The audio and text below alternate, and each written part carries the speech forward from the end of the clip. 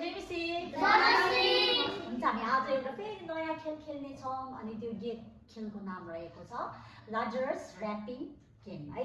अनि यसमा चाहिँ हामीले के गर्नुपर्छ नि दुईवटा टिम हुन्छ ए र बी अनि दुईवटा टिमबाट एउटा लाजरस चाहिँ के गर्नु पर्यो छान्नु पर्यो है। अनि त्यस पछाडि टिमले चाहिँ के गर्नु पर्यो मजाले लाजरसलाई चाहिँ के गर्नु पर्यो टिस्यु पेपरले के गर्नु पर्यो बेर्नुपर्छ है। अनि त्यस पछाडि जब चाहिँ मैले चाहिँ रोक भनेर स्टप भनेर भन्छु तपाईँहरूले चाहिँ के गर्नु पर्यो स्टप गर्नुपर्छ। अनि त्यस पछाडि अनि मैले लाजरस बाहिर आऊ भने पछाडि दुईटै लाजरस के गर्नु पर्यो त्यो ऱ्यापिङ पेपर नखसालिकन म भएको ठाउँमा आउनु पर्यो। अनि जसको चाहिँ एउटा पनि खस्दैन टुक्रिँदैन त्यसले चाहिँ जित्छ है त हुन्छ।